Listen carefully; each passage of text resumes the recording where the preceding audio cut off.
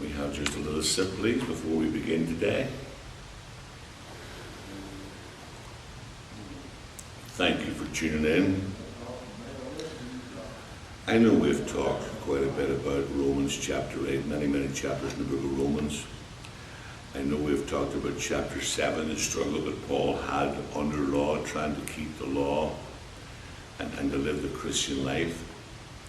And I know chapter 7, when he talks about that struggle, he is talking about one under law. But I think the principle is good for all of us. I mean, why is it when we really want to do good, we do bad? Why is it when we want to be an encouragement, sometimes we are a discouragement? Why is it when we want to help, we end up hindering? I don't know all the answers. But I know that my life is riddled with the idea, I want to say the right thing. I often say the wrong thing. I know I want to live for Jesus. There are days when I don't live for Jesus. And I know being a Christian, it's a struggle, and it's not easy. And there's times when I just don't love long enough.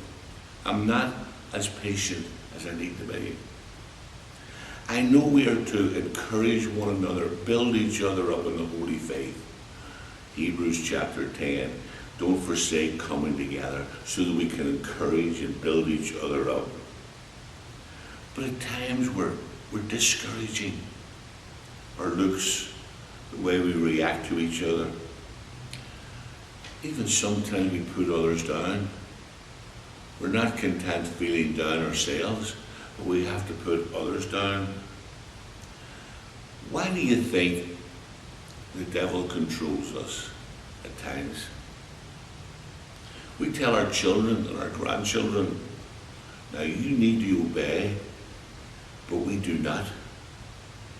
We point to others' disobedience, but we conceal our own. We try to cover up. We try to hide our own and pretend, well, I thank God I'm not as bad as so-and-so. Why does the flesh have this pull? How come this natural bend?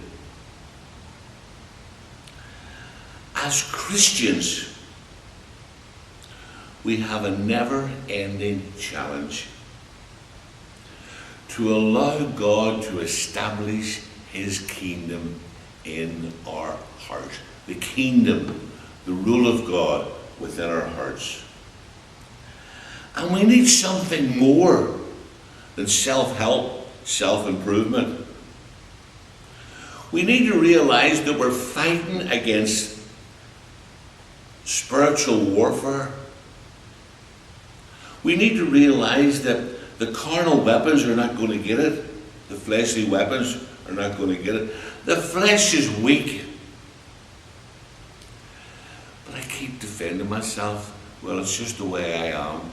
Well, God died on Calvary to make me different, so that I wouldn't be just the way I am, so that I could be a new creature, a new person, with more love, with more patience, with more consideration for others.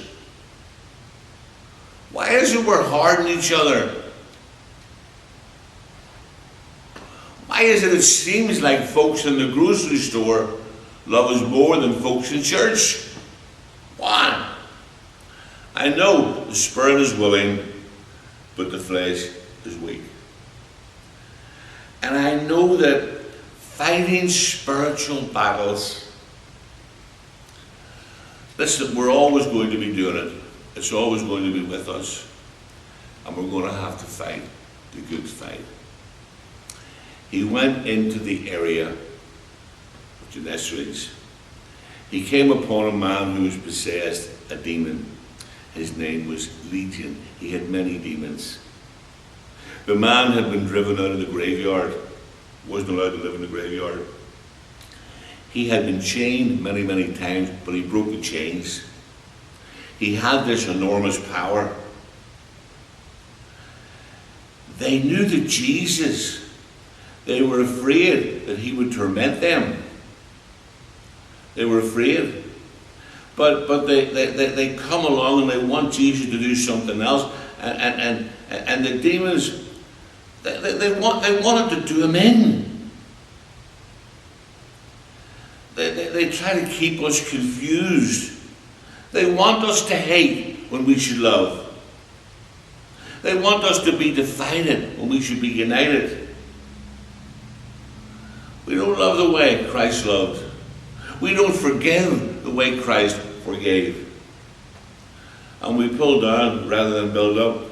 We need Christ and the Holy Spirit living within us to give us the strength to overcome. The hope and the strength to overcome. You're not alone in your struggles. I know many of you are depressed. I know many of you are down at the moment. They don't have the last word. God has the last word. Keep on praying. Keep on trusting. Keep on looking to Jesus. He is the answer to our problems.